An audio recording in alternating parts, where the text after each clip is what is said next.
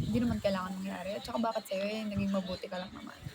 But then, lesson learned. That's why right now, medyo strict na ako. Kapag ka mayroong mali na mangyayari or gagawin sa akin yung tao, on the spot, harapan, I'm sorry, but I'm not gonna tolerate the disrespect. I've been through a lot of disrespect with, I don't know, with unknown people, with alam niyo yun, parang alam mo, hindi naman kita kilala, tapos the disrespect mo ako. I don't know who you are, you don't know who I am, and then you're gonna say things about me. You don't even know me. Alam mo yun. So if ever people will try na disrespect me again in front of whoever, I'm not gonna let it pass. And alam kong if ever na dumating man yun in the future, kayo-kayo lang din yung makakaintindi nun. Diba? Like for example, kasi may mga na-experience ako before na ginagawan ako ng kwento harap-harapan. So ako, parang sa akin, pinapabayaan ko. Before, like, pinapabayaan ko. Kasi parang kawawa naman siya. Laging kawawa naman siya. Without even thinking na kawawa naman ako. Ganon. Parang sa akin, dati, okay lang yan, wala naman dating, blah, blah, blah, ganyan. Hanggang eventually, nag-pile up na, dumami na yung kasinungalingan. Nagmukha na akong ganon. Kasi nga, pinapabayaan ko. So, right now, hindi siya pwede. So that's what I'm telling you right now.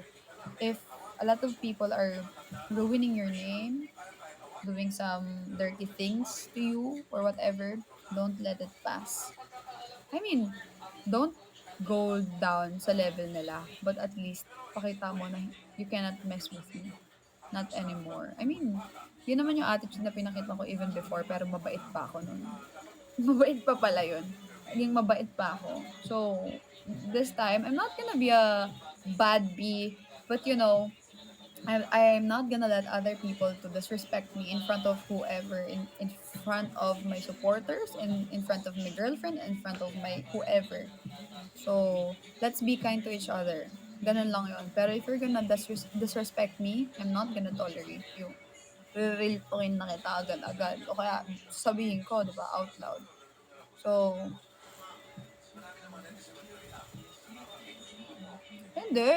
Kasama kasi kailangan naming kasi, kung ang tinutukoy niyo sa loob ng mansion, kasama kasi, kailangan makipagkompetensya or kailangan lumaban sa kung ano mang gusto mong mangyari.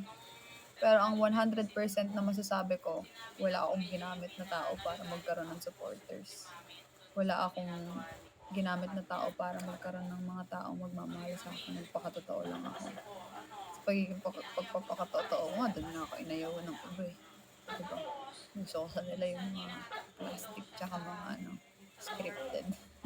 Pero hindi naman natin masisisi eh. Ganun talaga. Ito din, take note. Isa rin yan sa in general to, hindi lang yan sa show and stuff. Sa lahat yan. Kapag totoo ka sa panahon ngayon, kaaway ka ng mga taong plastikada. Plastikada na lahat.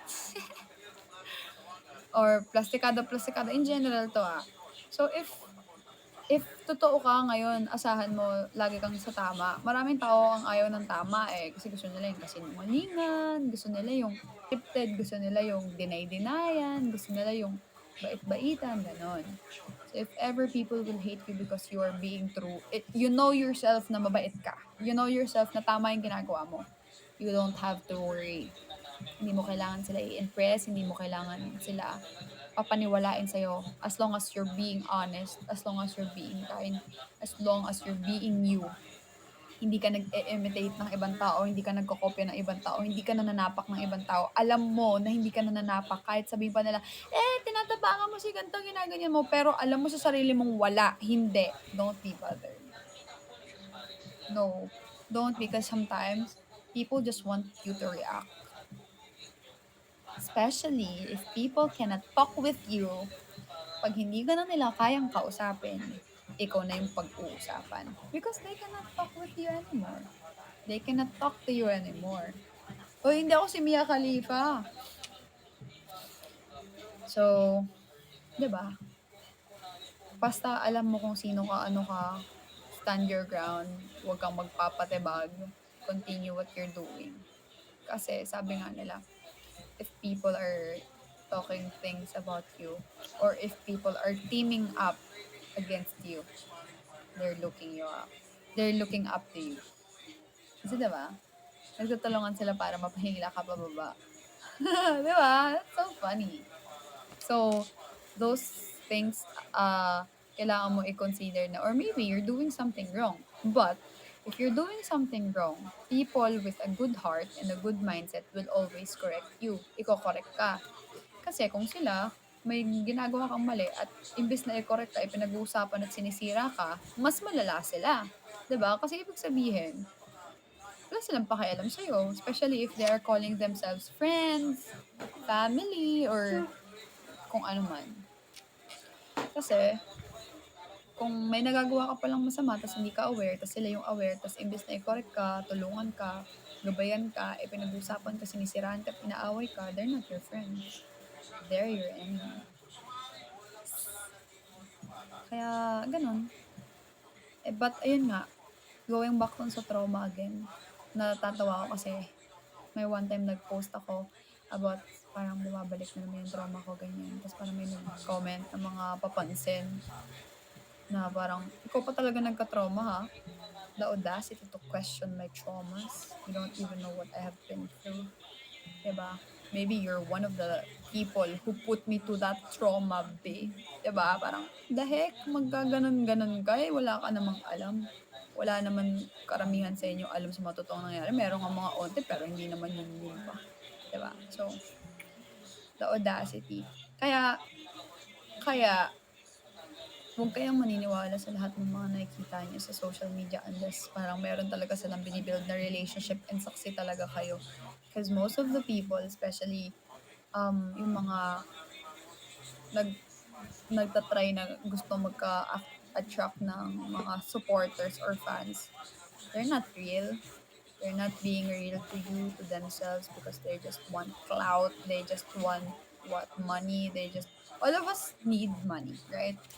But sometimes, karamihan sa napansin ko ng mga nakakatawa na mga gusto talaga ng mga, alam mo yun, may mga nauna na at gusto nilang gayahin is really, they are really doing everything para, parang wala silang pakialam kahit na may masasaktan silang mga tao or meron silang matatapakan or para lang talaga umingay yung pangalan, para lang talaga, alam niyo yun, maging relevant or stay relevant, if naging relevant man, alam niyo yun. Or sumikat, or maging stay na sikat kung sumikat man, alam niyo yun.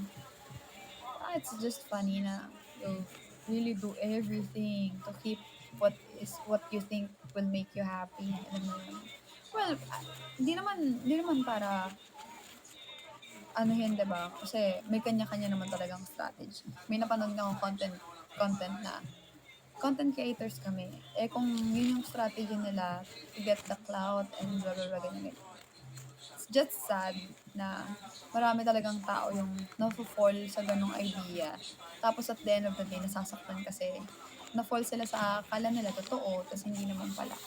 So, yun talaga yung unang-unang naisip ko nung dati na meron sa akin siniship. Tapos, sobrang ano lang ako na friends lang talaga kasi sobrang nape-pressure na ako.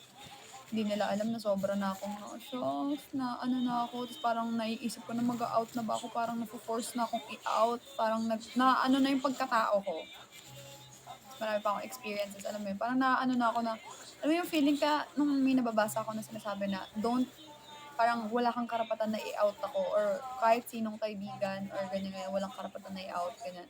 Tapos yung mga times na yun, parang mismong fans na yung nag-out sa akin, pinipilit na ako umamin, gano'n na ako. As in, grabe yung pressure nun sa akin. Alam nyo, grabe yung trauma ko talaga. Sobrang lala, lala.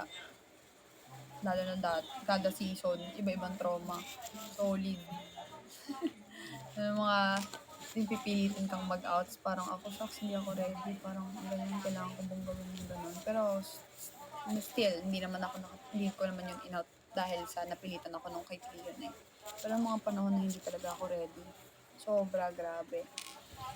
Tapos, ayun, hanggang sa eventually, sa mga